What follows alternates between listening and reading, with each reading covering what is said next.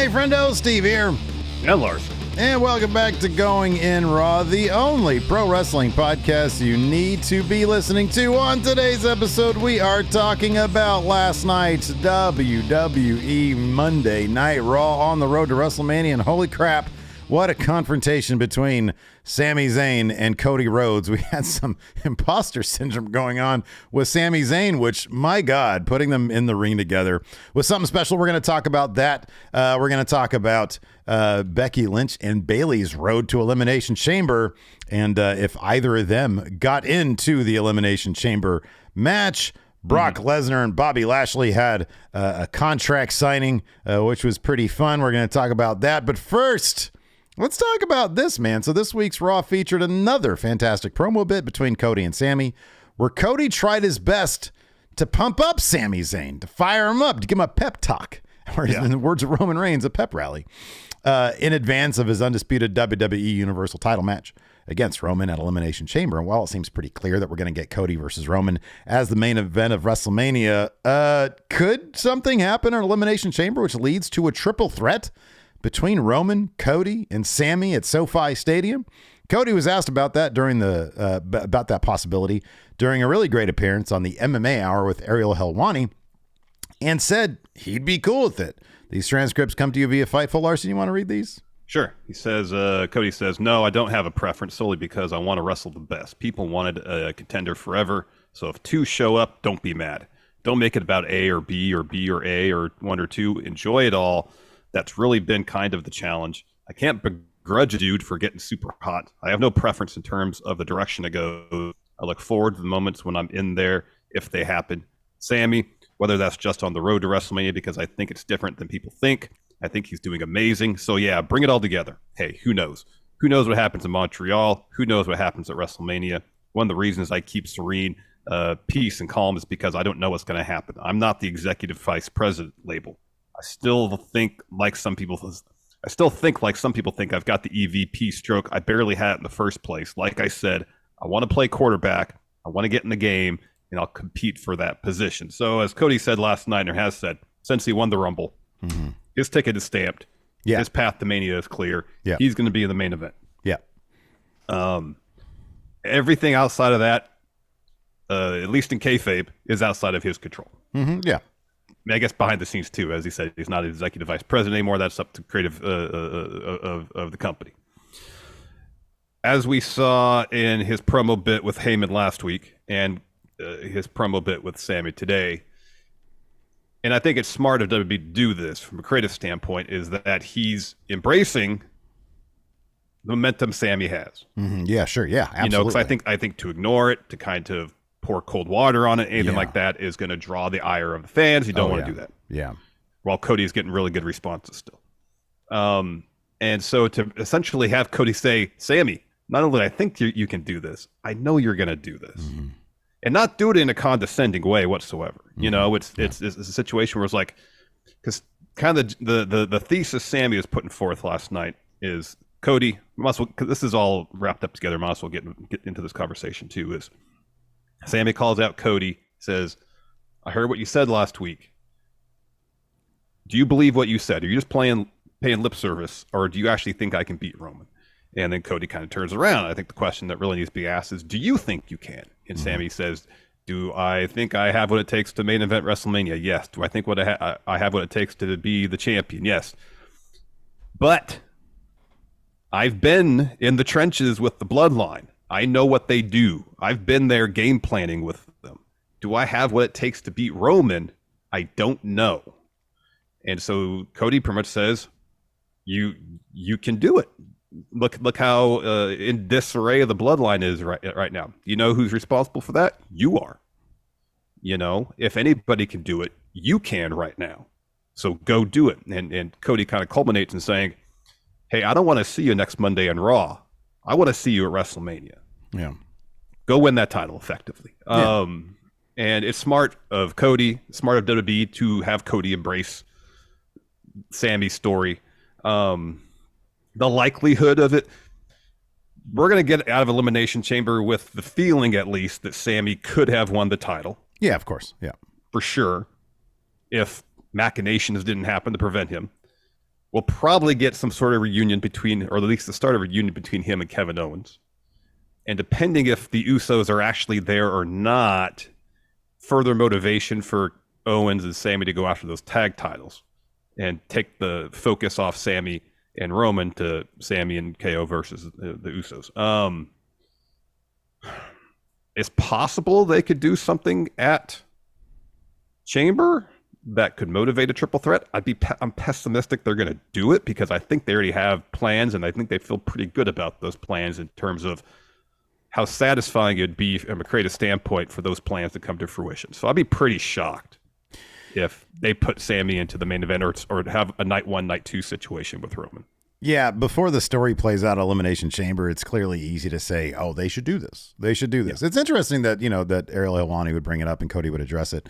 But no, what you're saying is absolutely true. Brilliant stroke. 2 weeks in a row. Mm-hmm. More than that. Cody coming out and saying, hey, whoever I wrestle at WrestleMania, I'm heading there. Even this last night, he says, Michael Cole said on commentary, I'm going to WrestleMania. Finish the story. Yeah, finish the story. And said, Sami, finish your story, which is great. But given that there are a lot of variables at play that are going to take place this Saturday, a big chunk of that story, I thought when Sami came out, he was going to call out Kevin Owens. And then he calls out Cody Rhodes, and I was like, "Oh shit! Wow, okay, interesting. Let's see how the crowd responds." And the brilliant way that they illustrated how different these two competitors are, and Sami with his imposter syndrome. I don't know that I can do this because I've seen. It's like fighting the devil. It's like trying to shoot the devil in the back. What if you miss? Mm-hmm. Taking on Roman Reigns, having an intimate knowledge of what the bloodline does and how they can do this. We have all seen it from the outside, but he's seen it from the inside. He knows their tricks. And it's interesting from Sami's perspective, given that he has that inside perspective. In a lot of cases in wrestling, someone would have that inside perspective, and that would fill them with confidence. That it's an advantage. Yeah. Yeah. No, not with Sami. Not at all. He sees how bad the situation is. Yes. And what a difficult thing it is to overcome because he's seen it up close. You're right. It's not an advantage. It's it's nobody's fooling themselves here. I think you're right though. I think that as much as right now on Valentine's Day, 2023, 6 days out, 5 days out, whatever from the Chamber, it's easy to say, oh, they should make this a triple threat. Sami's been very, he's been on the Ariel Helwani stuff too recently. And so he is a prominent face right now. Kevin Owens has been gone. But I think it's kind of clear that Kevin Owens has been gone so that he gets that big pop return when he saves Sami, because I still think that the Usos are probably going to be there. It's going to look like Jay's going to make a decision at the Chamber. And I think that decision is, I got to stay with the bloodline because otherwise I'm screwed. And I think that he's probably going to end up costing Sami the title. And I think that they've been very smart with how they've handled this entire thing. Heading into the Rumble, for example, a lot of people are like, Sami needs to win it. Sami needs to win it. And yes, there were still people after the Rumble who felt that way. But the way they booked the show, they made sure that it wasn't the end of the show. We had the Rumble and there was the possibility that Sami Zayn was going to be there and then Cody wins and the crowd boos. No. Yeah. They got right to the men's Rumble. Didn't even, mention Sami. And that stuff didn't play out until the end of the show. Yeah. And so there was never the idea that Sami would be in the Rumble. It wouldn't make sense for him to be in the Rumble. That wasn't part of his story. Mm-hmm. They've been very clever with how they're telling the story. And so right now people might be thinking that they want that, but I feel like once we get to Chamber, our motivations as the crowd, what we want to see is going to change based on how the story plays out. And I think that's going to inevitably be Sami and Kevin Owens versus the Usos.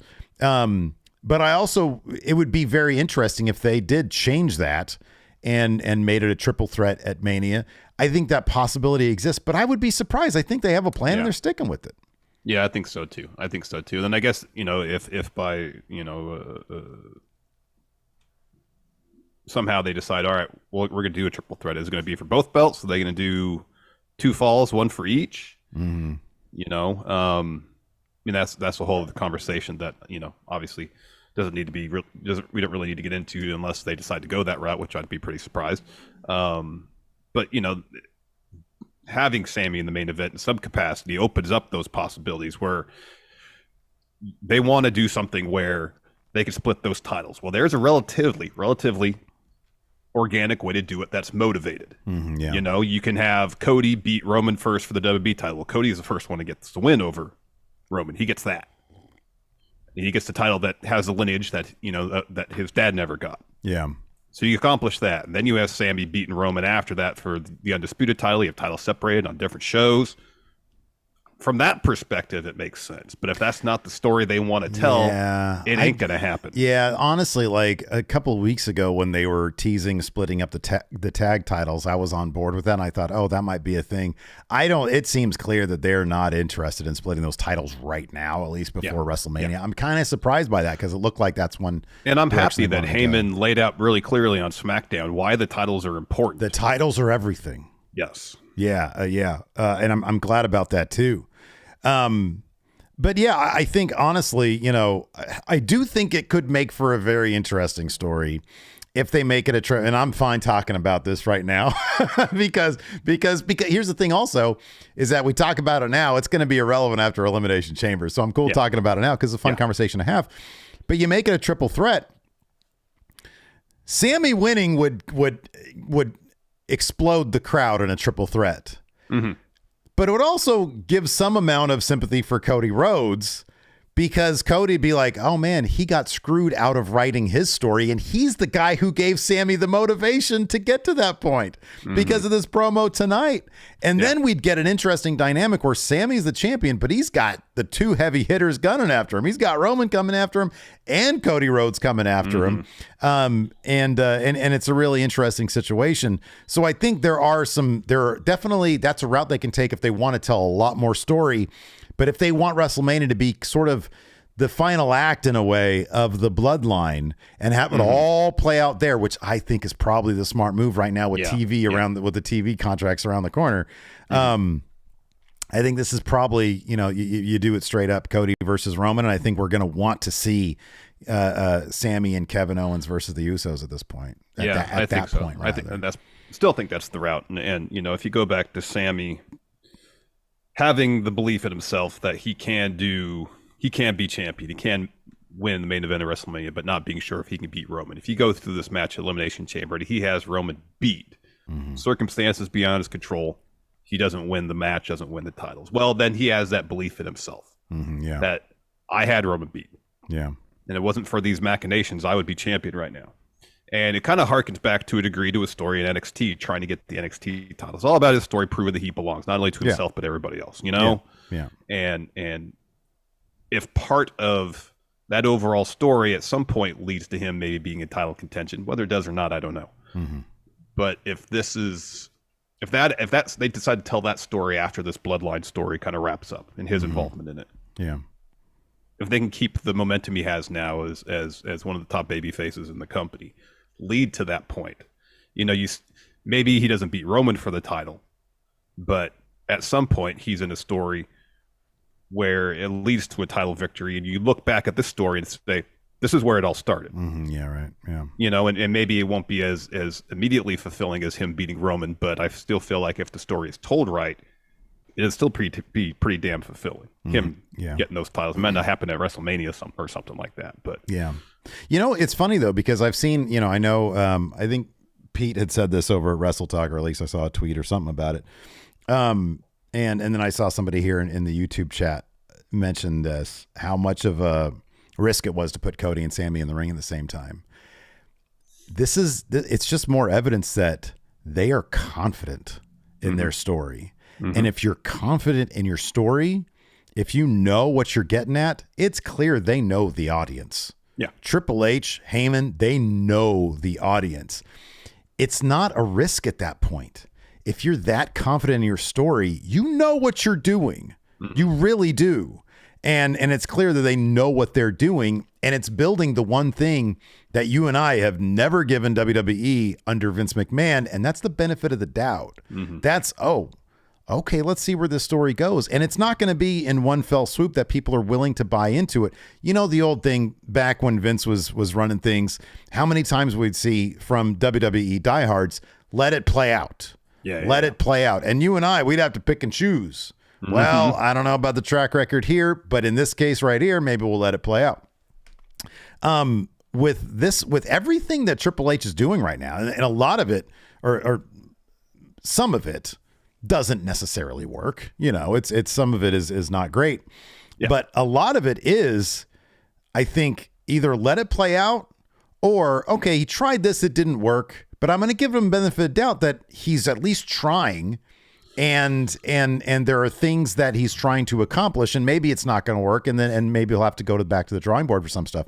But clearly the bloodline stuff, they have a focus on it. They know what they want to tell, and they're doing it with confidence. They are. I mean, you mentioned instances where they're trying something that doesn't work out. We saw that with Baron. Yeah, we see that with Baron, where they had an idea, let's put him with JBL, make him the new wrestling god. Okay, pretty much instantly, it wasn't working. Yeah. They tried different approaches. None of them really stuck. Wasn't working. All right. Let's make a story about it not working now. Yeah. Rather than just dropping it, having him off TV for a while and showing back up. Seems to be they have a window of time to see what clicks. Because you're right. They started with one thing, then they pivoted to more of a comedy thing, and then they were like, none of this is working. Let's just drop it. And it's not like, you're right. It's not like the Vince thing. I'm glad you brought that up. It's not like the Vince thing where he would just do it over and over and over and over again, the same thing, and it never working. And then you're just stuck with segments that you know are going to show up on Raw that you are not interested in. Yep. And what we get last night with Baron Corbin, I love the bit. They have an interview with him. Oh, we got to cut away. Well, that was perfect. Yeah. And then we go back to him. They do the interview, and what happens in that case? Cody Rhodes starts rolling around backstage, and then that turns into a match. I thought it was very inventive. It was, and I mean, hats off to Baron for allowing his character to be consistently and constantly humiliated. Well, yeah, because, and on top of that, I wonder if it's easier for him now, because it's like, okay, he understands as a performer, this wasn't working, and they recognize that. They know that, and so they're going to try something different with me. And I know you and I have been kind of on the same page with Baron Corbin. He's been one of the guys who, throughout, I think the guy's got talent, and he has just been utilized in the worst possible way every single time. Virtually, yeah. So, yeah. A couple other things, major things happened on Raw. A lot of things happened on Raw. It's a 3-hour show. To kick off the show, Becky had a promo and had an idea. Said, my path for WrestleMania is not clear right now. I want an opportunity to get in the chamber match so that I can go after the title again. That's what motivates me. My motivation has been kind of thrown off course thanks to damage control, but now it's time for me to focus on that again. So she runs that by Pierce. Before Pierce can say one thing or another, Bayley comes out. It all leads to a triple threat last night between Bianca, Becky, Bayley. And if Becky or Bayley won, they would be put into the chamber match, and it would start off as a triple threat rather than one-on-one before people start leaving their pods. But if Bianca won, neither would be in the chamber match. And so Bianca won, neither in the chamber match. As rumored, we didn't see Trish Stratus on the show last night. So it seems like that rumored 6-woman tag match with Damage Control versus Becky, Lita, and Trish isn't happening at Chamber. So maybe that's the possibility for WrestleMania. Yeah, that could be. Because I can't imagine Becky and Bayley being off the WrestleMania card. Oh my God, no! I don't think it's going to happen. Yeah, I don't know. They already had that cage match. Yeah, you're right. Yeah, I don't know what's going on with that unless they're going to save. Where's Trish from? Is she from? She's Canadian. From Toronto. She's Toronto. Okay. Is there like a big? I know Brett claimed all of Canada as his hometown. He went to Montreal. Yeah. I was like, I'm not going to drop the title here because it'd be assassination of my character. But it's like, you're not from Montreal. No, at the same time though, like his character was heel in the United States, but face in Canada. Sorry, that was a long way of saying, I wonder if Trish, they're going to hold her off until Elimination Chamber. Oh, have her make an appearance there. Maybe there'll be some sort of, shenanigans with Becky and Bayley. Yeah. Maybe they're going to hold off because that'd be a massive pop, obviously. Yeah. So, I guess if you're wherever you're from in Canada, in the wrestling world, you're no matter what part of Canada you are, Doesn't matter. You're from Canada. You're going to get that pop wherever you are in Canada. Yeah. Then you mentioned the contract signing between Bobby Lashley and Brock Lesnar. Lashley, I thought, was great, doing everything on his terms. But in his mind, he's had the advantage in every step of his feud with Brock. And he doesn't want to give up that advantage even in a contract signing because he wants to do it on his terms. Mm-hmm. Worked out for him. It sure did. Yeah, that back body drop was gnarly.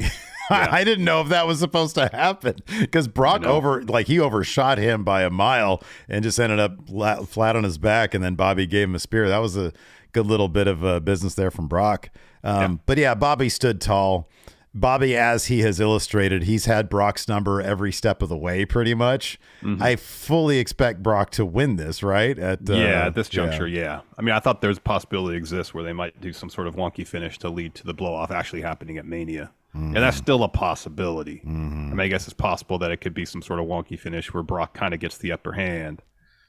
And we actually have the final encounter at WrestleMania. But the way this played out, yeah, you'd expect Brock to get the win here. Yeah. Probably more decisively than he did last time they wrestled. I think so, yeah. Last time, of course, Brock got that sort of sneaky roll-up or roll-through, pin reversal, whatever you want to call it, on Bobby Lashley. I feel like this time it's going to, like you said, going to be more decisive. But, you know, Bobby looks like $1 million in this feud. Yeah. He really does. Yeah. And I fully expect them to make it so that when Brock references Bobby Lashley, he doesn't call him Bobby Who. I think if Bobby gets a win here by basically making the Beast respect him. Yep. And although I don't think he's going to, you know, scratch out a victory, I think it's going to be hard for Brock. I do. And that's what it should be. And then I don't know after that for Brock. I don't know if he's going to, if the Gunther match is going to be, but then we also heard Gunther versus Drew and Sheamus. So, so I don't know what Brock would do at WrestleMania. Yeah, no. Which, you know, was one of the reasons I thought maybe they would kind of do some sort of indecisive finish here and then have the blow off at Mania. Mm-hmm. Yeah. Some sort of stipulation match, you know, falls count anywhere, no holds barred, something like that between them. Yeah. You know, if Brock enjoys wrestling Bobby, then that's a distinct possibility. And I get the feeling that Brock likes the big men matches, you know. Yeah. Even when he has to dole out some punishment to Braun Strowman. Oh yeah. Uppercut. We have a super chat from Amiibo Juice says, "Love the Wheeler Yuta voice." No, Moxley accepts.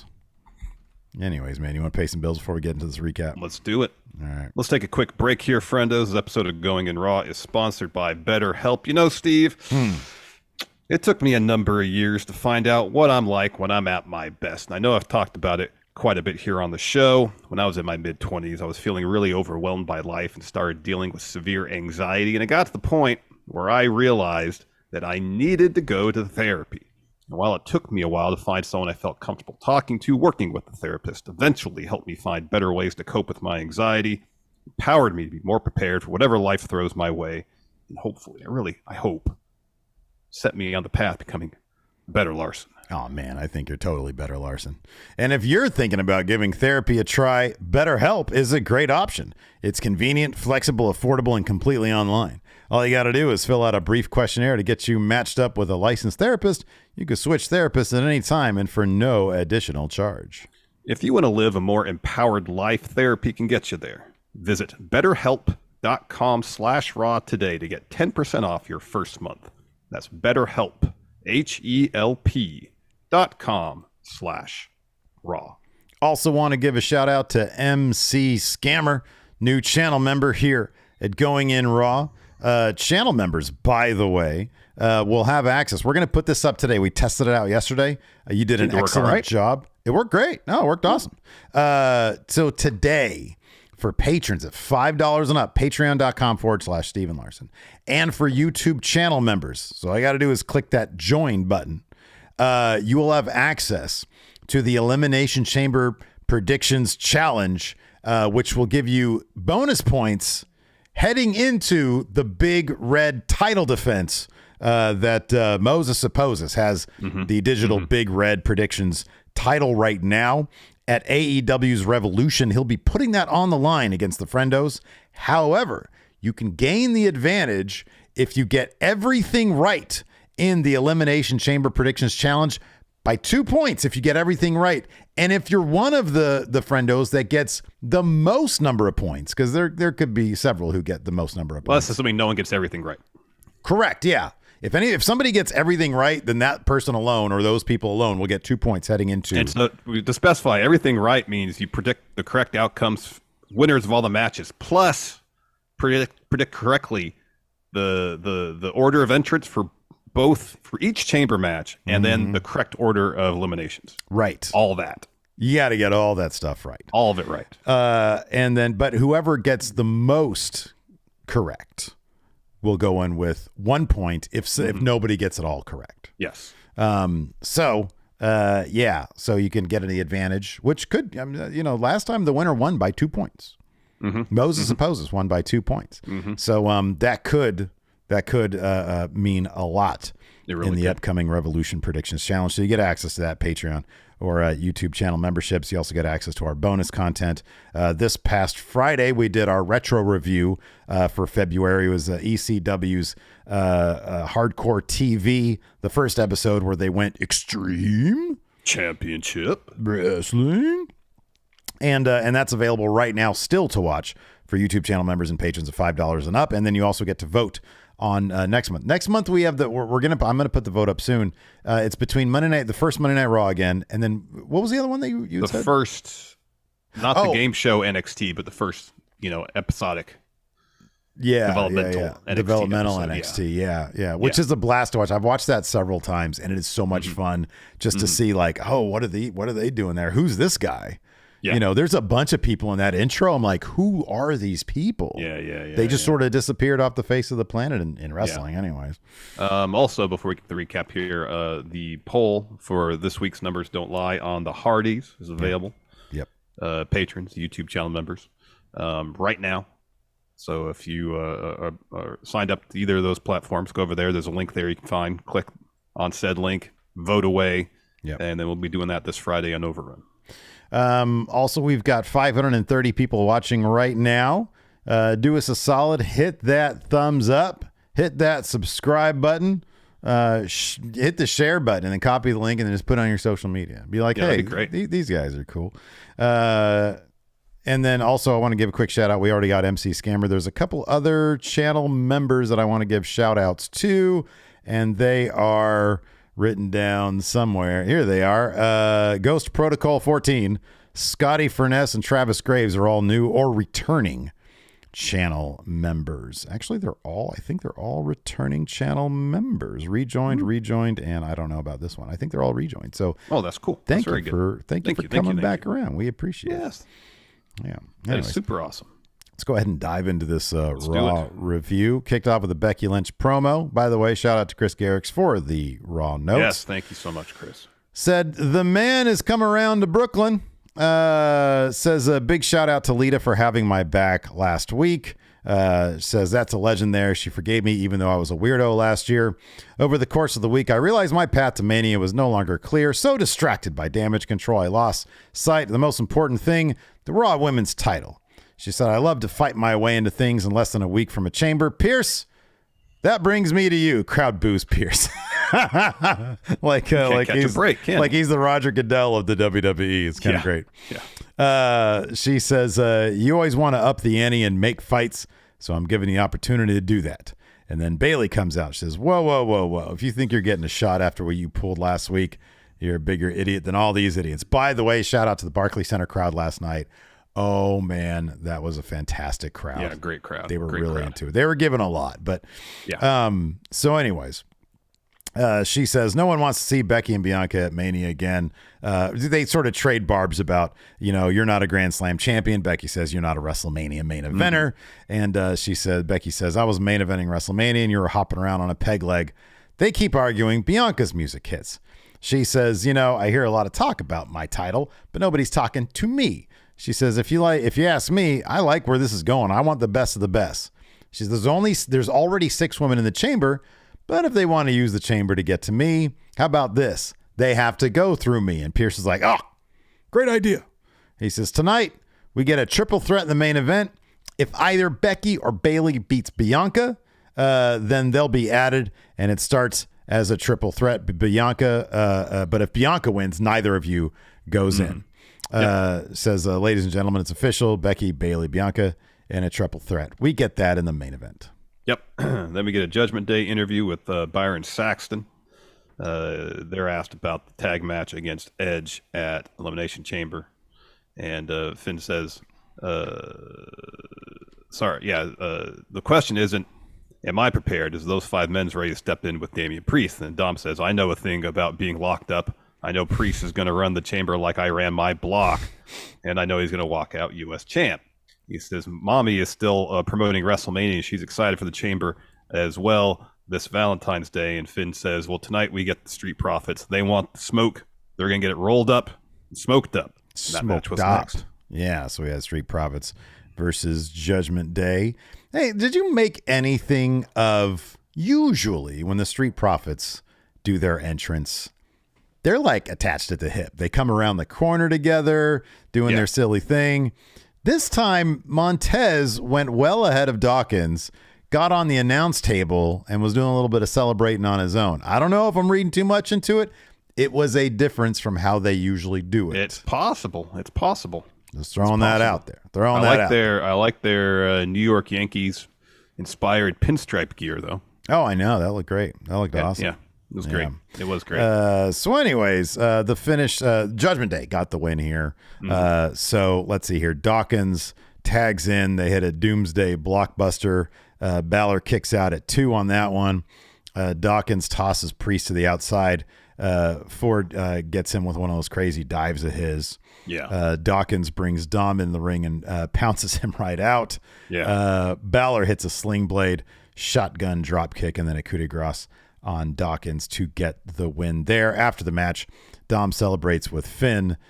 Priest, he's looking to get the advantage on one of his Elimination Chamber opponents. And so he starts taking out Ford. All 3 guys start putting boots to Ford. And then Edge's music hits. You think you know me. You know me. Doom, doom, doom, doom, doom. So him and Beth both head down to the ring, wipe out Judgment Day. Beth clotheslines Dom, tries to get another great glam slam on Dom and Rhea Ripley, who was not out promoting WrestleMania. No. She was there in the arena the whole time. She sneaks in. She attacks Beth, hits Riptide on her, and then Judgment Day leaves as Edge gets back in, and then Edge is checking on Beth as Judgment Day laughs up the ramp. So they got... I thought there was a chance that Judgment Day can get the win at Elimination Chamber because they want to build up Rhea. Yep. In advance of WrestleMania. After this segment, the hopes of Judgment Day winning aren't exactly completely extinguished, but much lower in terms of possibilities I thought they would be. I've started to think that, so like the way they kind of do things is Triple H will have people win that should win, but then they do a post-match thing will motivate more stuff. Back. They get the heat back. Yeah. They give the heat out and they give it back. So then we had the Lashley-Lesnar contract signing. So Adam Pearce is in the ring. They have the setup there with the table, the chairs, and the contracts in the ring. Yeah. Brock's out first. Pearce says, all right, let's make this official. Brock's already signed. We just need Bobby's signature. And the match is official. And Brock says, even though it seems pretty clear that Pearce has gotten to the point, would you get to the point? I signed the damn contract. All I need is Bobby to sign it. Bobby, get your ass out here and sign. So then Lashley's music hits. There is security that comes out and lines the entrance ramp. It's a couple of stage hands bring a table and chair to the stage. And then Lashley walks out and says, Adam, things aren't going down like this. This isn't the Brock Lesnar show. It's not Brock wants this or that. It's not Brock wants a contract signing. So what do? You roll out the red carpet for him, or the fancy carpet for him. I'm sick of this. Whenever Brock and I are face to face, I left you pinned, unconscious, or eliminated you from the Rumble. I am in the driver's seat. We are doing it on my terms. And he's sitting there at his contract signing table. So Brock says, Bobby, get your ass up here and sign it. And Bobby says, I told you I would look it over. I told you my agent would look it over, my managers, my representatives, hell, even my kids. And Adam, I really don't know if I'm going to sign it or not. Bobby's having so much fun with this. Yes. That's what makes it good because he's just sitting there, my agent, managers, representatives. It's like he's improvising at this point. My kids. You're like, Adam, I don't know if I'm going to sign it. Yeah, it was good. So then Brock says, Bobby, get your ass up here and sign this contract. And the crowd starts chanting, Bobby's scared, which Brock laughs at. Yeah. Says, if you don't come up here, I'm going to come beat your ass unconscious and sign it for you. And Bobby says, yeah, I don't think you have the balls to do that.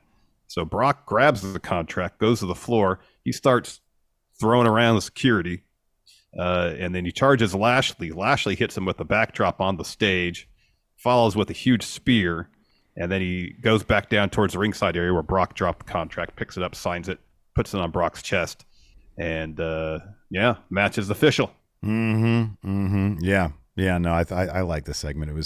It was pretty quick. It was pretty efficient, and it was pretty entertaining. It was. After that, we had Piper Niven versus Mi Chin.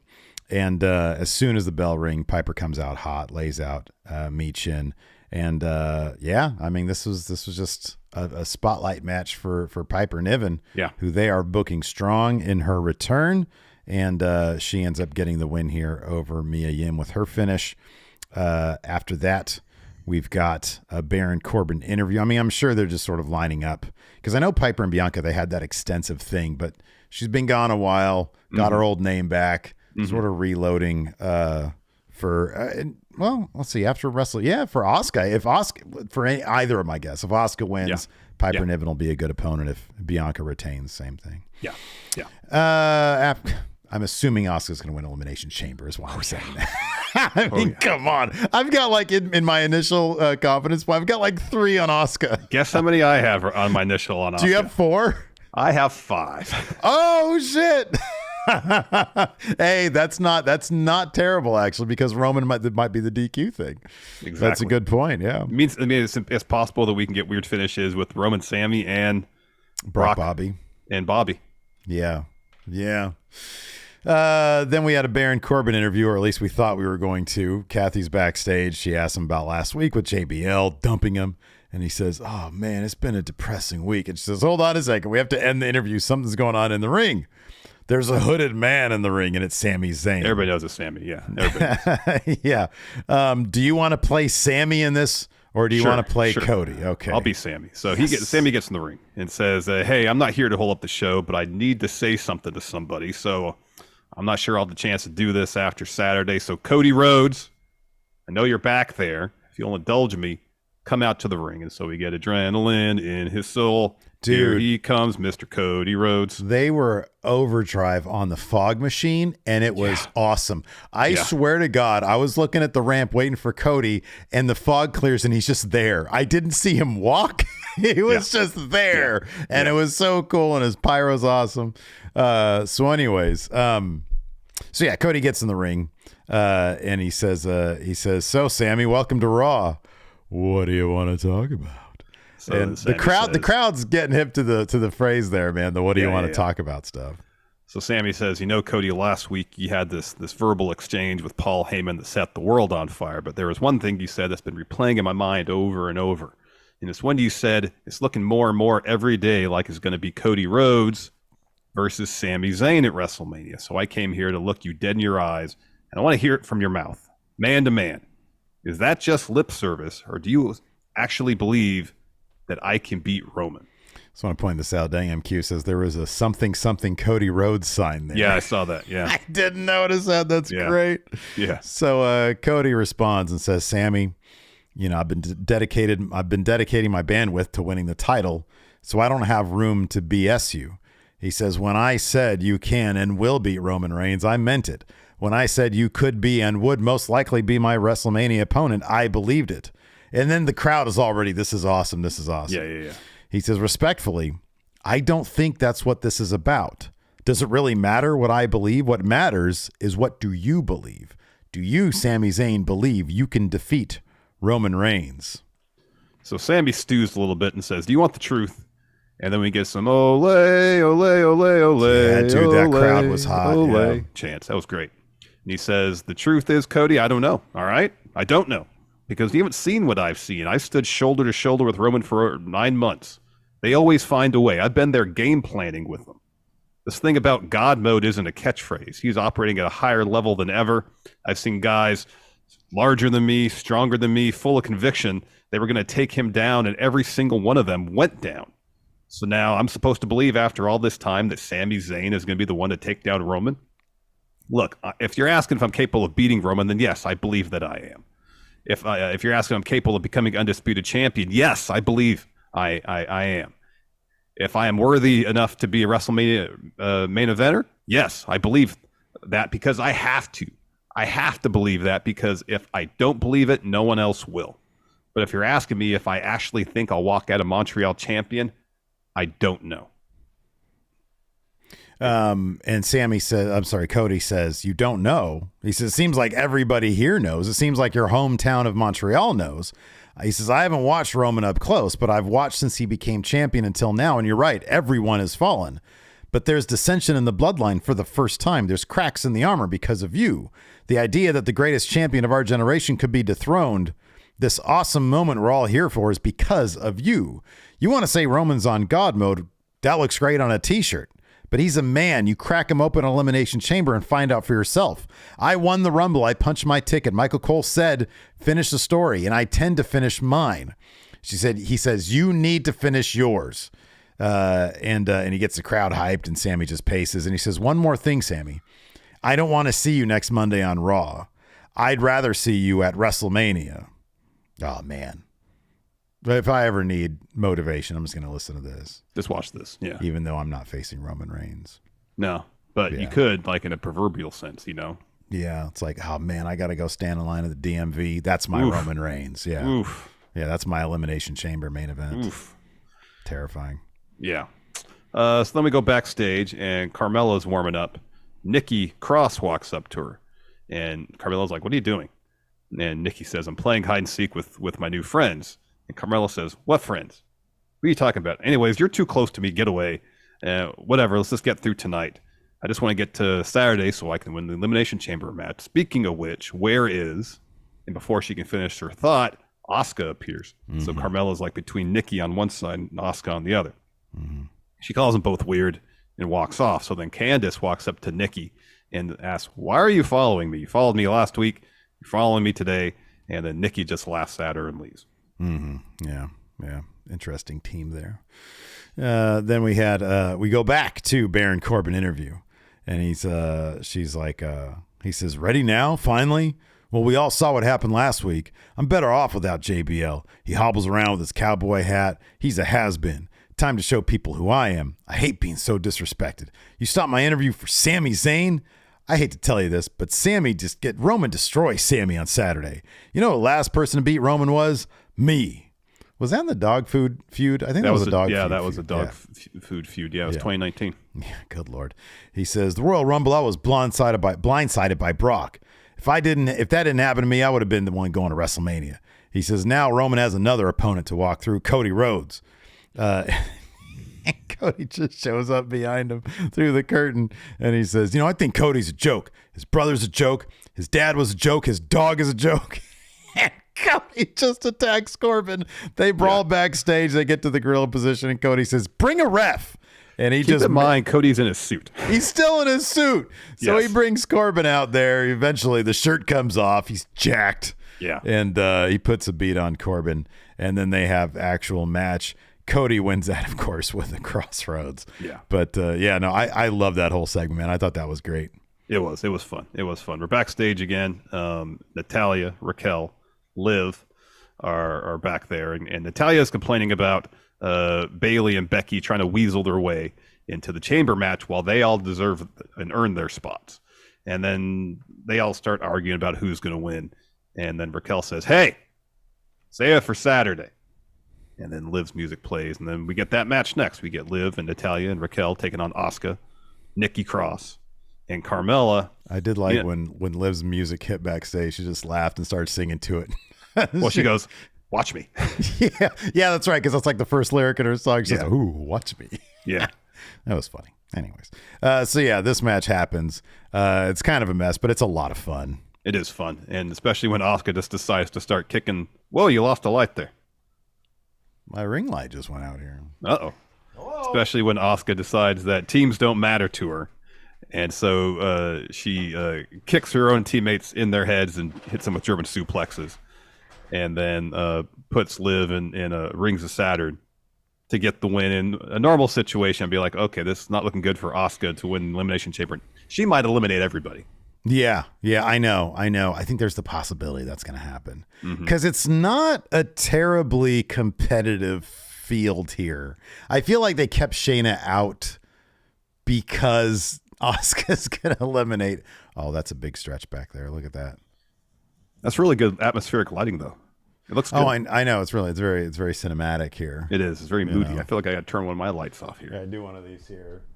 Put like some red on me. Look at that right there. Oh wow, look at that. I look like I'm a rotisserie chicken. Yeah, I was gonna say, you're the Kenny Rogers Roasters across the street, right. Isn't there? We got a new YouTube channel member here, KMR. Thank you so much for the support. KMR. Appreciate it. KMR, be sure keep an eye on the membership tab because we're going to be posting up the Elimination Chamber predictions sometime this afternoon. Today. Yeah. So Asuka gets the win for her team, even though she kicked all her teammates in the head. Then we're backstage, and Otis is eating a hot dog with a bunch of mustard on it. The mustard was all over the bun. So good. That looks so good. I'm gonna have hot dogs today, dude. All right. Oh yeah. In honor of Otis or Otis. Yeah. So then Gable walks in.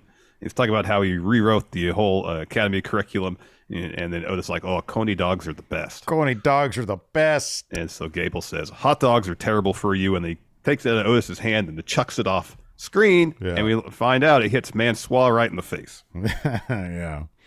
And so they all walk up, and Maxine says, "I'm looking for the face and physique of my new campaign," and she's really putting over, we as the audience knows, Otis. And then Gable says, "Oh, I've done some modeling in my life, but I'm more of a role model." And Massey says, "More like a hand model." Yeah. And then Maxine says, "No, I was talking to him, Otis." And she hands him a business card, and they walk off. And then Gable's kind of making fun of the card, and then Bronson Reed walks up, stares at him. We go to commercial because Bronson's got a match next against Mustafa Ali. What did Chad Gable notice about the business card, Larson? Had a watermark. It had a watermark. It had a watermark. It even has a watermark. Oh my God, it's Cillian Braille. All right, after that we had Mustafa Ali versus Bronson Lee. Of course, this is part of the Mustafa Ali just trolling the shit out of Dolph Ziggler feud. Yeah. Just criticizing him at every beat. Bronson Reed fucking destroyed Mustafa Ali here. Yeah. Got him beat with a tsunami.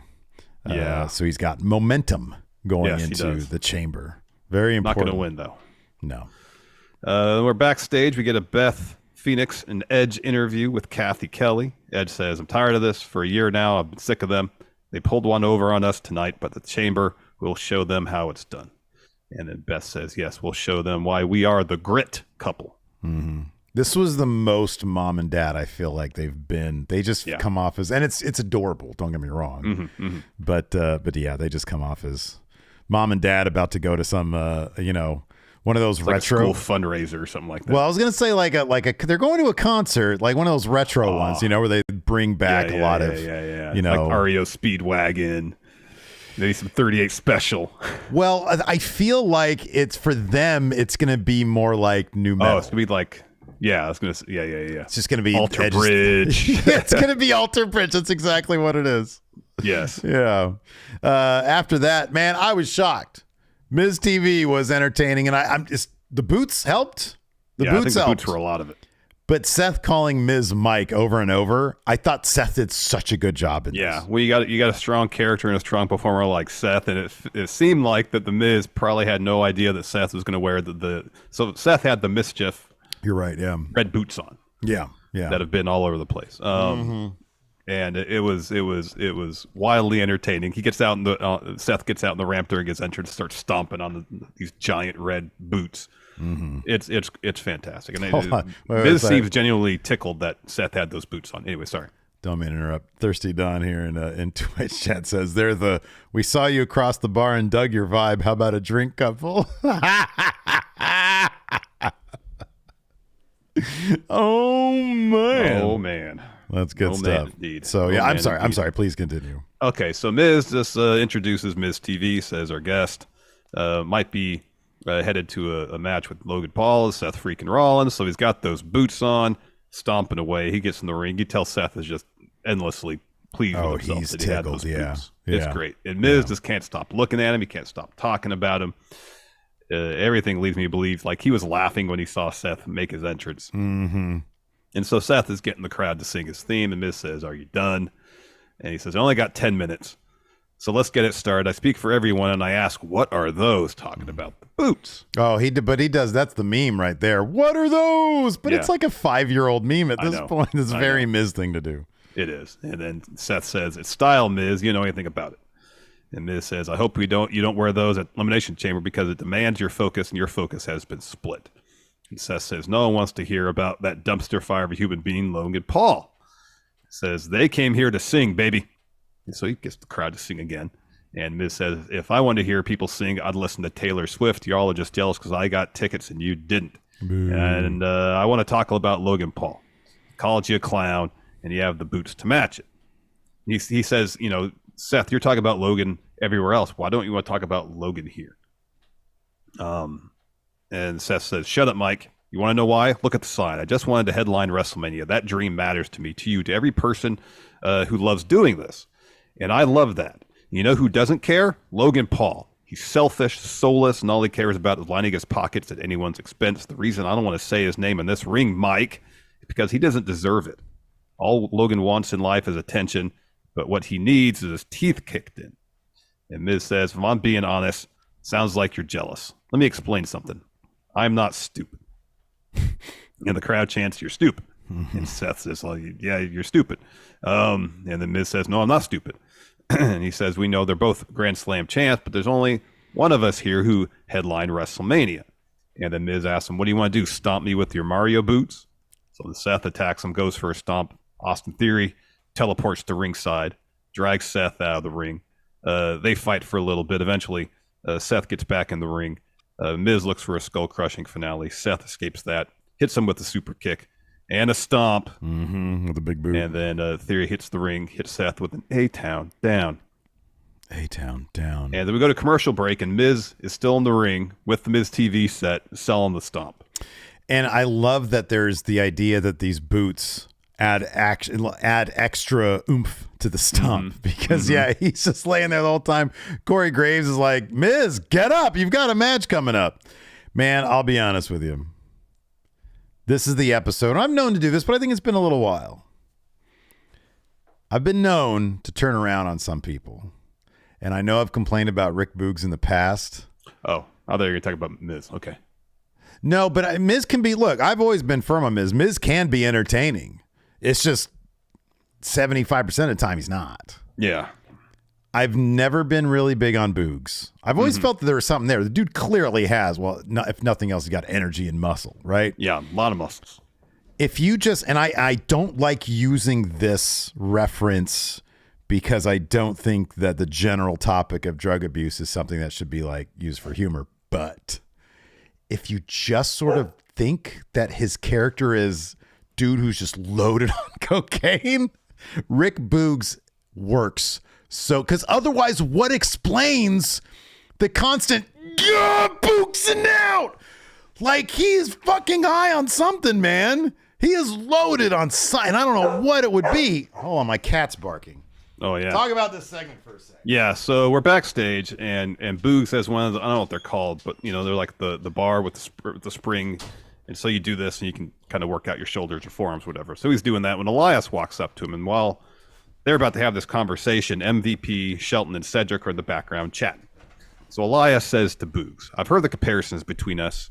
You have a good structure. You got some decent musical skills. Maybe one day you'll get to my level in terms of musician. But you have to get through the Miz tonight first." And so Boogs is like, oh wow, man, you really think we can collaborate someday? Oh, no, I'm booging out. You're booging out. Like all his muscles in his neck tensed up. What, like, it's face like, turns it's red. like, I don't know, man. It's like, I don't know, like an anime character. Yeah. You know, that's just like, just nothing but it's like, fucking, like he has so much muscle on this dude. Yeah, he put a lot of muscle on. And he's not particularly, like, it shows in the ring. Like, he's slow and lumbering, and he's got the strength, but sometimes I'm like, oh, be careful, dude, because you're going to either hurt yourself or somebody else. But as a character, he's sort of, in a way, LA Knight. one-dimensional, and I really don't feel like he's going to add dimension, nor do I really want him to add dimension in that manner. I don't see any other parallels between the two, but I don't know. Like, I don't want Boogs to add any more dimension. It's like Otis when he was a comedy guy. It's like, I don't really need any more layers. There's an upper Otis. limit, obviously, to what he'll be able to do if that's the case. Whereas I feel like with LA Knight, there's no upper limit. Sky is the limit for LA Knight with that character. Fair enough. And again, it's a very sort of it's a loose analogy. I understand. It's a loose analogy. I understand that, but to a degree, it's apples and oranges because LA Knight, that character. Yeah, right. He should be the face of the company. Absolutely. Right. Yeah. Absolutely. He is the hot young up and coming star that really the should future be of the business. Yes. Like Cena, Bruno, Roman all together. There you go. LA Knight. You got LA Knight. Yeah. So, apologies. I know that that's sacred ground and I shouldn't be making those analogies. I mean, it's fine. I corrected you. It's all good now. So anyways, you've got just nothing but muscle with a face. And that's muscle with a mustache on it. And that's Rick Boogs. And I don't know how else to describe him. But God, and it's like he's constantly about to explode. I know. What is that shit? I don't know. Oh, it's nuts. Yeah, it's like a bicep with a mustache on it. Yeah. A bicep with a mustache. Is boogsing out like a euphemism for coming? Is that what's happening here? Jump! It's like, is he just a chronic masturbator, or like he doesn't even need to like crank it? I don't know what the deal is. I don't know. He's constantly is a tantric thing. Well, my deal with the tantric is that it's supposed to like you have absolute control over everything there. I've never witnessed tantric sex in person. Well, I haven't either. I watched the behind the music on Sting though, and they talked about it in there. Is it like always like just like is it nothing but pure sexual energy and you're always like jizzing? Well, I understand. Like I can't remember if it was who was saying, but it was like like it's like a full day thing, right? And that's how I feel like booze. So it's like is Sting music Sting? Yeah, not Steve Borden. No, not Steve Borden. Not WCW Sting. No. Is he always like, oh, I'm Sting's it out? I mean, you've seen Sting do interviews. No, that's the answer is no. Exactly. I think the tantric sex is it's like a mellow thing. Yeah. But like, so with no, Boogs, I don't think Boogs is something else. It is. It's like, God, Boogs is the closest thing I think we have to Rawgate Mutant. Okay. I feel like Boogs, if anybody is going to be like walking around absorbing people, it's Boogs. Okay. Yeah, I can see that. But it makes me fucking laugh. Like last night was the first time I was like, oh God, I'm so entertained by this now. Yeah. It's got to be in short little bits. If he's out there for 10 minutes trying to do something, I don't know. A 10-minute Boogs promo. I don't know. Maybe he's got just the thinnest of material for his singlet. This guy, man. I don't know. I don't know what's going to happen with Boogs. So getting back to Boogs versus Miz. Miz is still selling the stomp in the ring. He eventually kind of comes to by the time Boogs makes his entrance. Doesn't matter. Boogs is curling Miz while he's got him in a pump handle. Eventually hits a press slam. Get the win. Mm-hmm. And then we're backstage. Chelsea Green walks up to Adam Pearce. This was funny. This was actually pretty funny. She said, I don't deserve to be humiliated. And I sent many emails regarding you to your boss. And Pierce says, yeah, I know. You sent them to me and I responded to them. That's a great line. I know. She says, I'm sure you're going to treat me like the star that I am. Here's the thing. I wasn't ready for Asuka. It was unfair. I deserved to be in the chamber match. I want another opportunity. And Pierce says, no. And then Chelsea says, well, how about you put me in the triple threat then? And Pierce says, no. And Chelsea says, well, if you don't, I'm not going to leave your office. And so he like does this. Mm-hmm. Yeah. And then he's like, are you, I'm feeling very threatened right now. And Adam Pearce just says, all right. And he just leaves. Yeah. He's like, okay, I'm going to leave. And then she says, well, I'm not leaving until you put me in the match. And then he's just not there. He just leaves. I kind of feel like I like Pearce being able to get the better of her. And she's like a really bizarrely stupid version of a Karen character. I sent emails to your boss. You just sent them to me. Oh, that was. And I responded, I'm going to look into it. Yeah, Pierce's delivery is pretty funny. It really is. Yeah, him being sort of, the normal person amongst the chaos and absurdity of pro wrestling is working out very well. According to our chat, Jerry Jarrett has passed away. Oh, wow. Yeah. That's a bummer. The guy who, obviously, USWA has been a pioneer in pro wrestling. Jeff Jarrett's dad, amongst other things. Also, allegedly, guy who might have run WWF if Vince McMahon had been in prison. But no, he's got a heavy footprint on pro wrestling. Yeah. I mean, watch the Tales from the Territories on Memphis. Yeah. Because that was his territory for a number of years while Lawler was, the king of Memphis. Yeah. Some interesting stories there. Yeah, massively influential figure in the world of professional wrestling. Yeah, for sure. I think he was also wasn't it father and son running TNA back in the day? I thought Jerry Jarrett had. Oh, I wouldn't be surprised if he had piece in that. I think he did. Yeah. I mean, they say that sports entertainment was birthed in Memphis. Under Jerry Jarrett's watch. So, a pretty massive figure in the world of professional wrestling. Yeah. Huh. He was 80 years old, according to Kyle here in chat. So, yeah, that's crazy. After that, we had a Judgment Day interview. Byron's with Judgment Day. Finn says, the Judgment Day always has the upper hand. We beat Edge and Beth again. It's freaking me out. I think they like it a bit too much. And then Dom says, the thing about Edge, Beth, and my pathetic dad, the game has passed them by. And my pathetic dad. Oh, God, I love Dom. So Priest says, and I'm walking out Elimination Chamber U.S. champ, and Rhea is walking out champion at WrestleMania. And she says, Charlotte says she's on a different level, but that level is below me when I rise up and take that title from her at WrestleMania. Yep. And then we got our main event. Becky Lynch versus Bayley versus Bianca. Again, if Becky or Bayley win, they would be put in the chamber match. If Bianca wins, no chamber match for Becky or Bayley. No. And then Bianca wins. No. Yeah, I sort of figured this was going to number. Well, I guess you could. How many? There are 6 pods, or there are 5 pods because they said if there's 4 pods, right? Oh, it would start as like a triple threat, wouldn't it? It would start as a triple threat, so there'll still just be the 4 pods. Yeah. But I think this just. Does this just fuel? This feels more. I know we talked about it in the first place, but given that Bianca won this, and there were several wonky spots where, like, what was it? Bianca KOD'd Becky onto Bayley or vice versa, and like the ref didn't count. That was when Bayley rolled off, but there was a different time. Well, there was a time where Bayley was going for a top rope elbow on both Becky and Bianca, and I think Bianca was on top of Becky. She stacked them on top of each other. Right. Yeah. And so then she had to take the time to go and get on top rope. The ref did nothing to count the pin, even though that should have been a pinfall. Yeah. And then when Bianca hit Becky with a KOD on Bayley, Becky landed on Bayley in a position that would have been like, all right, just stay there, and that's the cover. Instead, she rolled off so that Bianca could pin Bayley for the win. Yeah. But given that Bianca won this, this. Yeah. What was the suggestion you had at the start of the show? Lita and what was it? Well, that was a rumor going around. After Lita, Lita's Trish, appearance. and Bianca. Yeah. No, Lita, Trish, and Becky against Damage Control. I don't know why I said Bianca. Yeah. Right. Yeah. And then, the initial rumor was that could happen at Elimination Chamber, but if that's a thing, it's a thing, maybe it'll happen at Mania instead. Yeah. So anyways, Bianca Belair gets the win here, but a really phenomenal match. It was fun. The finish was a lot of fun. We had Damage Control get involved and try to help Bayley. Didn't work. Bianca wins. Yeah. Let's go ahead and answer some questions. We have a thread.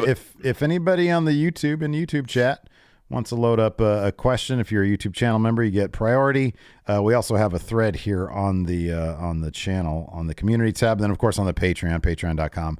Every episode we have question threads, all the recaps. Let's see here. DJ E says, has there been any confirmation from a verified source that Backlash will be in Saudi Arabia this year? No. Have not heard that, no. No. Haven't heard it. Timor asked, do you think we'll see Sami versus Cody down the line? If so, when? I hope so, because that'll be a really good match. Oh, I think, they have to do that at some point. They got to do that at some point. Where would they do that match? Where's Cody the hottest? I know he's from Atlanta, isn't he? Mm-hmm. Seemingly everywhere now. Oh, yeah. Yeah, that's a good point. Cody is like top guy. He is top guy. Cruz asked, why would Bianca care if either Becky or Bayley got added to the chamber? I mean, in her promo, she said she wanted to face the best. Yeah. But that, if they wanted to get the chamber match, they would have to beat her to get there. She's a competitor. Yep. And, she's like, hey, if this has to do with my title, then it's got to do with me. And also, here's the thing. She's beat each of them before. Yeah, right. So if they won the chamber, she'd probably feel pretty confident. Well, I've beat Becky before. I've beat Bayley before. Yeah. I could beat him again. Yeah, that's a good point. Let's see here. Since F-Pop says, since Baron will seemingly never succeed as a single star, who do you pair him with to make a successful team? I feel like it's just a matter of time before Triple H is able to crack the Baron Corbin nut. Yeah, I think so. I think so. It just needs a good, well-defined character and some interesting stories. And like we saw with the bum-ass Corbin thing, there was a point where the crowd was like, okay, if they do something with this guy, we're behind him. Yeah, right. Do something different and interesting. Instead, they just went back to the well of arrogant asshole. Yeah. But if he hits rock bottom and then they find something interesting to do with him, I think the crowd would be all on board because he's been humiliated so much that I think the people will be like, okay, we can get behind this guy if there's something, if there's a reason for us to get behind him. Yeah. No, I agree. I don't have a lot of questions over here, so if you all right. Nikyle asked, does Lashley versus Lesnar need a cage match type stipulation at some point? No, it's got to be falls count anywhere. Some crazy match where they'll take it all over the stadium or something like that. Falls count anywhere. That's a good one. Yeah. Last man standing can go all over the place too, right? Yeah, or last man standing. Alex Foster asked, instead of making it better, how would you make Roman versus Cody worse? How would you make Roman versus Cody worse?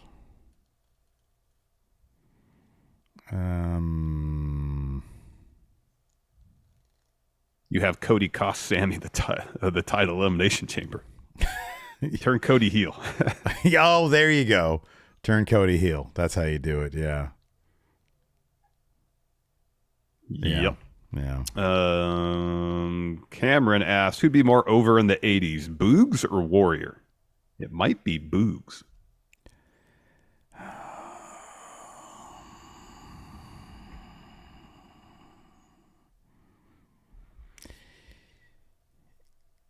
Yeah, Boogs is what was the appeal of Warrior? He had a great look. His look was outstanding. It was his energy. He was just energetic. It was the look and the energy. That was pure, it. Yeah. Yeah, I don't know. That's a good question. I don't know. They should give Boogs like a Warrior makeup. I mean, he's got the tassels on his boots already. He already has that, yeah. Used to have the airbrushed singlets. Yeah. I mean, Warrior, they used all the bright neon colors for Warrior too. Everybody loves that shit. Let's see here. This is a good question for you, Steve. I feel like there's a lot of contenders. Sebastian asked, what's the biggest 180 in opinion you've done on a wrestler, either positively or negatively? God, what were the ones? It's been years since we've talked about this. So for a while, you didn't like Rusev. Yeah. For a while, you didn't really like Cody.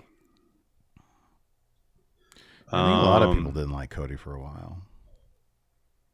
You didn't like Sheamus for a while. Sheamus has probably been one of my biggest. I'll be honest with you. It's one of two names that I could think of recently, and it is bye Maggie. Maggie's leaving. Bye Maggie. Dom and Sheamus. Sheamus had I could care less if Sheamus was on my screen back in the day. Now I'm like, dude, I know what I'm going to get from this guy. He's a killer. He's just a killer match. Dom has turned around in terms of his, but I mean, I can't really. The question I think is sort of more. Doesn't it make more sense if there wasn't a huge difference in the character? And that's why I think Sheamus might be the answer, because I'm not sure there was a huge difference in what Sheamus was doing besides putting on killer matches. His matches never really enthralled me all that much. But once he started, it's man, once they matched him up with some opponents that were big meaty dudes like Drew McIntyre, Sheamus went on a tear with the matches. Like they were just phenomenal. Who is somebody that you used to really like, but now kind of got go away heat, other than Phil? Phil's the big turnaround. Although I don't know, I'd be interested if Phil came back. But yeah, when Phil, the Hangman stuff for me also, I was like, I don't like this stuff. I like Hangman. Somebody who had, what is it? Somebody who I used to like and now has go away heat with me. Yeah, or you've done a turnaround on someone you used to like and now you just don't really care for him. Who's got go away heat? Well, the House of Torture is a good answer. Who's got? Oh, that'd probably be my answer.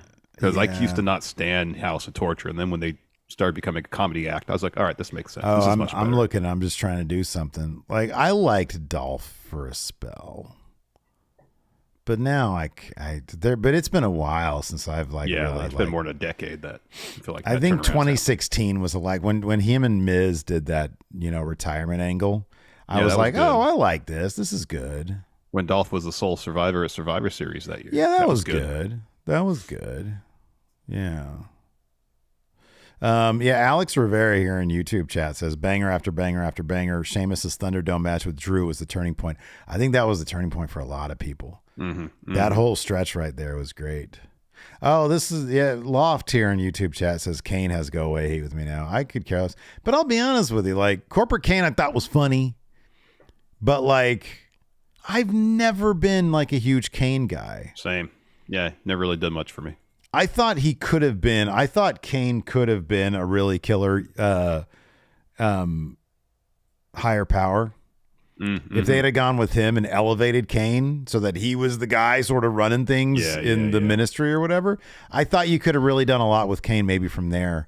But Kane started out and ended the same way. Like besides the Corporate Kane run, I never really, it was like, okay, Big Red Machine doesn't do a lot for me. I like the Daniel Bryan stuff. I thought that was good. Yeah.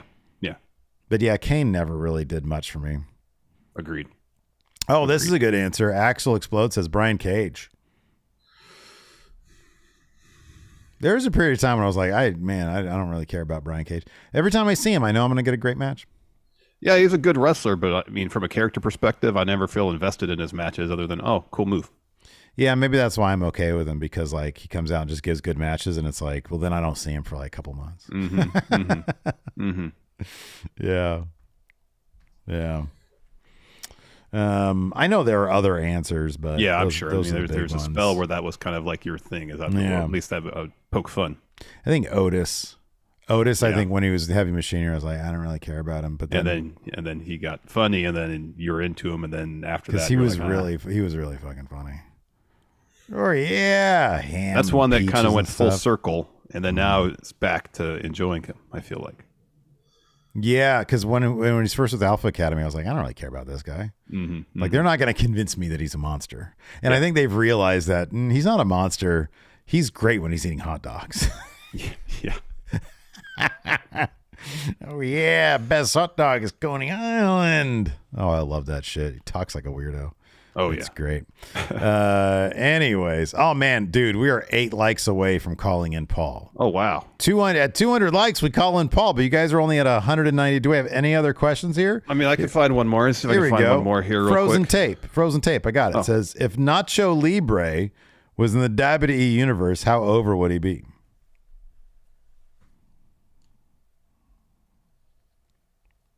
It has been a long time since I've seen that movie.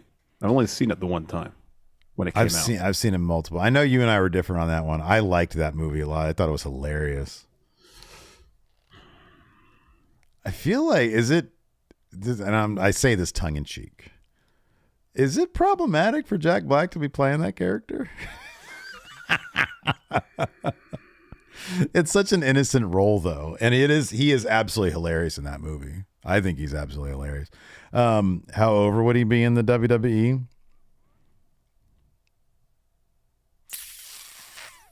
I'll have to defer to you because I don't remember much about it. Okay, I'll say this: he'd be as over as Santino was, and I feel like Santino was pretty, because I think there's similarities there. All right. There's similarities there. Oh, now we're 243 likes, so I guess we got to call him Paul. Holy crap! That turned around quickly. 244 now. So all right. Hey, look at that. All right. Well, I mean, because he's waiting. He was bugging me earlier. He was like, "Are we gonna get there? Are we gonna get there?" And I'm like, "I don't know." Do you have any idea what you're gonna ask him? No, but we'll just chit chat for a little bit. That's fine. Okay, cool. Right on. Chit chat. I like it. You guys are so casual now.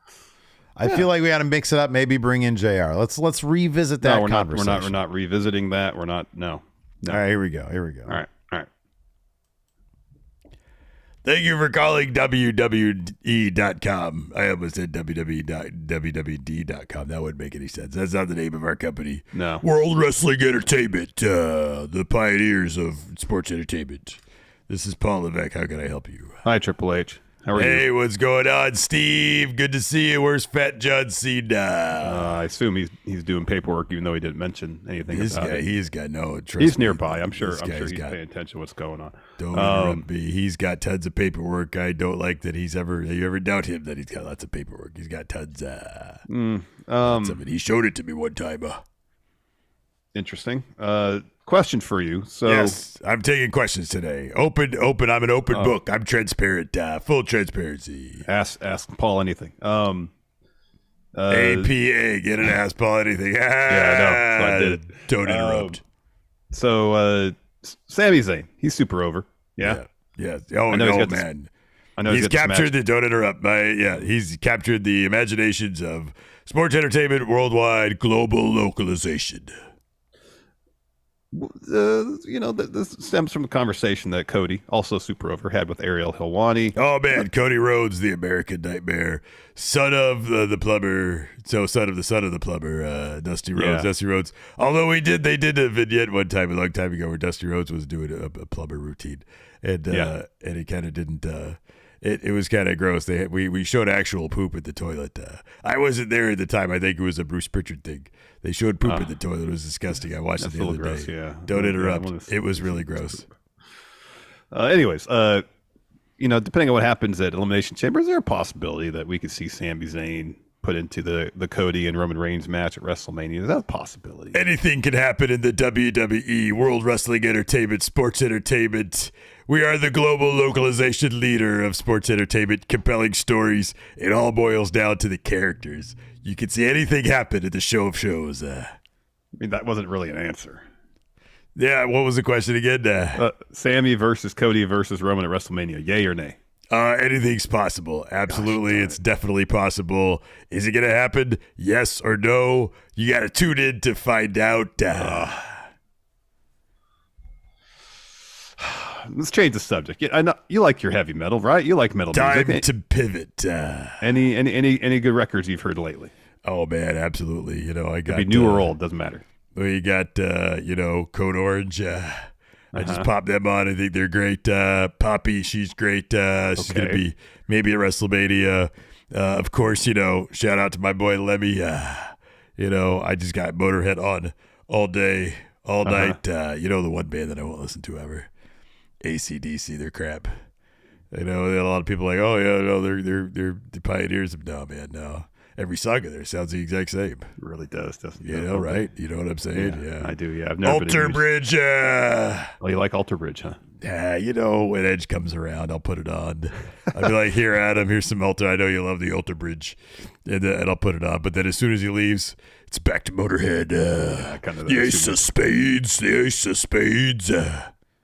Is that your favorite Motorhead song? No, Evolution is. No, you know what a band is that I like that is a little out of character for the game Madness. Our house in the middle of our street. Our house. A catchy tune. Is our castle and our king. Our house, the king of kings. Oh, is that why it resonates with you? Yes. You got that right, pal. And our king of kings, our house. What's some other Madness songs you like? Any other ones? Oh, man. Welcome to the house of fun. Now I've come of age. Welcome to the lion's den. I'm the king of kings. That's good. See, that's good. You should do a cover album. Oh, no, man. You know what? Back in my early days, I was like, I'm going to do one of two things. I'm going to be a bodybuilder or I'm going to be a musician. I ended up combining them, and you get to play your own music at WrestleMania, the show of shows. That's true. You were part of the DX band at SummerSlam 98. That's right, absolutely. The DX band, it was great. Break it down. Jim Johnston. We got to bring back that Jim Johnston guy. Yeah. At least put him in the Hall of Fame. Can we get him in the Hall of Fame, please? Rest in peace, Jim Johnston. I think he's still with us. Totally dead. Definitely dead. Otherwise, why would we have gotten rid of him? He died. That's still how around. he got rid of him. Still with us. No, I don't think so. He wrote some good themes. You got that right. Triple H did it. You also did My Time, your first solo one. One of my favorites. King of Kings, My Time in the middle of our street. Anyways, right. I've got so much to do. Hold on. Steph, I was watching Raw and I really want a Coney Island dog. Can we make hot dogs tonight? I wouldn't mind having some tater tots either. I gotta go. I'm negotiating dinner. Goodbye. All right. Have a good one. He's already gone. That was good. Was that a good conversation? I mean, I tried to ask him some questions about Sami being the main Oh, event. is he going to be in the triple threat? No, he just complete non-answers. Complete and utter non-answers. Oh, global leader in sports entertainment stuff? All that kind of stuff. It's funny you mentioned the exact phrase he used. But then we started talking music, and it was fine. Oh, yeah? Was he into? He likes his metal. Yeah. Is he like Motorhead? Probably plays a lot of Motorhead. Oh, obviously. But, there's a non-metal band that he was really into that was somewhat surprising. Is it Madness? Does he love Madness? Well, you mentioned that. It was Madness. Because there's a line in there. Our house in the middle of our street. And then in our castle and our king. And I figured that he'd probably be into that. Yeah. Yeah, King of Kings, all that kind of stuff. Yes, exactly. Yeah, that makes sense. Welcome to the house of fun. You like I'm that the one king too, of yes. kings. That makes total sense. Exact same thing. Yeah. Verbatim, basically. Totally. Yeah. So, anyways, thanks everybody for hanging out. Man, 257 likes, 500 people so much, still everybody. tuning in here. Thanks everybody. We appreciate it, and we'll be back tomorrow for more, more but better. Exactly. Anyways, thanks for watching. Till next time, we'll talk to you later. Goodbye.